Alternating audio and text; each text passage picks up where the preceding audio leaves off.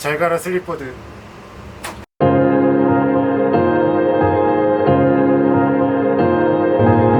기술인간. 안녕하세요. 기술을 사랑하는 기술인간 여러분, 하박국입니다. 제가 지난번에 수면을 돕는 슬립버드라는 제품을 소개하며 언박싱한 적이 있는데요. 오늘은 그 제품을 제가 직접 써보고 느낀 점을 이야기하려고 합니다. 제품의 상세한 설명은 제가 지난 언박스 영상에서 소개했으니 궁금하신 분은 여기를 클릭해 참고해주세요. 제목 때문에 오해가 있을지 몰라서 먼저 말씀드리고 넘어갈게요. 슬립버드가 실패작이라는 거는 어디까지나 제 경우예요. 제가 만약 머리가 작아 무겁지 않고 귓구멍도 크고 정면으로 누워 자거나 푹신한 베개를 베고 잔다면 이 제품이 만족스러웠을지도 몰라요. 하지만 머리가 커서 무겁고 귓구멍도 작고 옆으로 누워 자고 딱딱한 베개를 쓰는 제게 이 제품은 실패작입니다. 하지만 제가 아니더라도 누군가에게 이 제품이 실패작이 될 이유는 있을 거라고 생각해요. 그 이유를 알려면 이 제품에서 내세운 노이즈 마스킹이라는 기술을 알아야 합니다. 요즘 이 표현 많이 들으셨죠? 노이즈 캔슬링. 이것부터 설명드릴게요.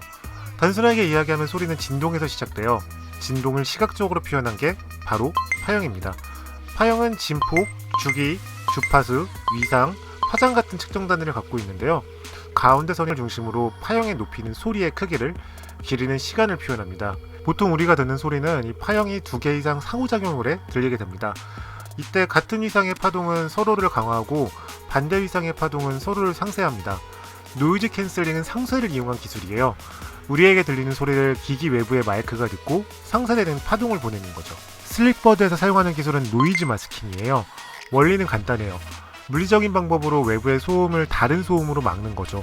외부에서 소리가 들려온다고 해보죠. 진폭이 시작한 부분에서 밖으로 갈수록 줄어드는 것처럼 소리 역시 거리가 멀수록 작아지게 돼요. 소리가 귀에 들어오기 전 슬립버드는 2가지 방법으로 소음을 막습니다. 하나는 소리가 들어올 수 있는 공간을 차지해 물리적으로 소리를 막는 거고요. 두 번째는 귀 안에서 밖에서 들리는 것보다 큰 소리를 내는 겁니다. 사람은 평소 편안하다고 느꼈던 소리나 예를 들면 자연의 소리가 되겠죠? 또는 규칙적인 소리에 안정감을 느껴요. 슬립버드는 빗소리, 낙엽 바스락거리는 소리, 브라운 노이즈, 앰비언트 사운드 등 내장된 수딩 사운드를 들려줍니다. 사람이 안정감을 느끼는 소리를 내 외부의 소리를 막아 수면을 돕는 거죠. 저는 흔히 불면증이라고 하죠. 수면 장애를 꽤 오랫동안 앓고 있어요. 때문에 신경 안정제를 먹고 수면 패턴을 규칙적으로 하고 수면에 최적화된 침실 환경을 만들기 위해 노력하고 있죠. 그런 제게 슬립버드는 기대가 컸던 제품이에요. 일단은 보스라는 브랜드에 대한 믿음이 있고 가격도 비싼 편이고요. 하지만 저는 이 제품을 사용하고 나서 오히려 제대로 잠을 거의 자지 못했어요. 제가 처음으로 제품을 사용하고 일어나자마자 찍은 영상이 있거든요. 일단 이거 먼저 보시죠. 슬립버드 착용 1일차 리뷰입니다. 결론부터 말씀드리자면은 잠을 잘 못 잤어요.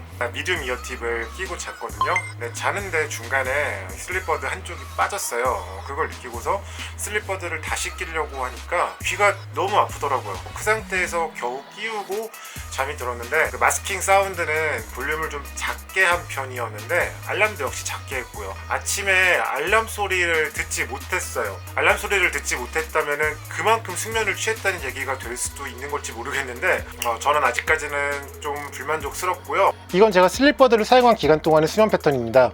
저는 22일부터 사용했어요. 23일에는 이틀 연속 잠을 못 자니까 너무 피곤해서 낮잠을 잤는데 그게 거기 반영되어 있고요. 25일도 마찬가지입니다. 그날은 귀가 아파 잠에서 좀 일찍 깼고 도저히 잠을 이루지 못해서 이런 음성을 녹음했습니다. 2시 반쯤에 잤어요. 6시에서 6시 30분 사이에 깼어요. 귀가 너무 아파서 지금은 뺐고요. 제품을 착용하고 4일째인데 아직 만족스럽게 이 제품 덕분에 잠을 잘 잤다고 하는 생각이 든 적은 없었던 것 같아요. 하루 동안 할로윈 특집 영상을 만드느라 굉장히 피곤한데 진짜 피곤하네요. 계속 이렇게 귀가 아프고 테스트하는 것 자체가 불가능할 것 같아요. 그리고 결국 27일과 28일에는 슬립버드를 착용하지 못하고 잤고요. 29일에 다시 착용했다가 결국 저는 이 제품을 쓰는 걸 포기했습니다. 이후 저는 신경 안정제를 복용하고 수면용 룸스프레이를 사용해 제품을 사용하기 전보다 잘 자고 있습니다. 이 제품에는 치명적인 결함이 있어요. 외부의 소음을 막기 위해 귓구멍을 막아야 한다는 점이에요. 3M 귀마개의 경우 제품 전체가 부드러운 실리콘으로 되어 있어 귀에 넣어도 이물감이 크지 않죠. 하지만 슬립버드는 전자기이기 때문에 아무리 겉을 부드러운 실리콘 팁으로 감싸더라도 그 안에는 딱딱한 모듈이 들어가요. 이물감이 없을 수 없는 구조죠.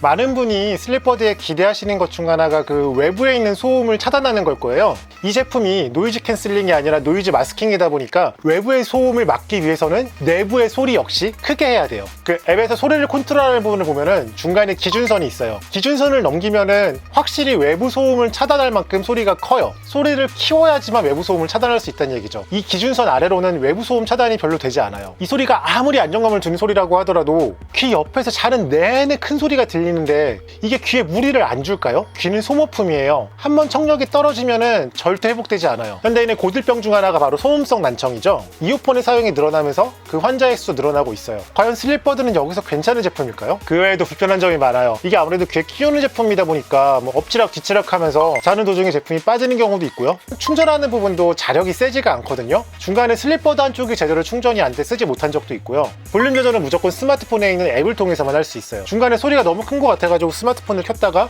오히려 잠이 달아날 수도 있다는 얘기죠. 그리고 제품을 켰을 때 제대로 페어링 되지 않아서 다시 페어링을 해야 되는 경우가 많았어요. 이 정도 가격의 제품을 내놓는데 보스에서 테스트를 많이 하지 않았을 거라고 생각하지 않아요. 다만 그 기준이 서양인에 맞춰져 있는 게 아닌가 하는 생각이 들어요. 뭐 정말 제가 유난히 귓구멍이 작은 걸 수도 있고요. 예전에 이런 트윗을 쓴 적이 있어요. 일상의 소음 차단에 관심이 많은 제게 슬립버드는 기대가 컸던 제품이에요. 하지만 적어도 제게는 실패작일 뿐입니다. 일단 저는 이 제품을 잘 때는 못 쓸 것 같고요. 대신 카페처럼 시끄러운 곳에서 집중을 해야 되는 리스트에 쓰려고 해요. 보스 직영 매장에서 제품을 직접 체험할 수 있거든요. 궁금하신 분은 꼭 체험해보고 구입하시길 권합니다. 당신 인생의 기술 이야기, 기술인가는 오늘 여기까지입니다. 지금까지 영상 봐주신 분 모두 고맙습니다. 앞으로도 계속 재미있는 기술 이야기 업데이트할 수 있도록 구독, 좋아요, 댓글 부탁드립니다. 오늘도 기술한 하루 되세요.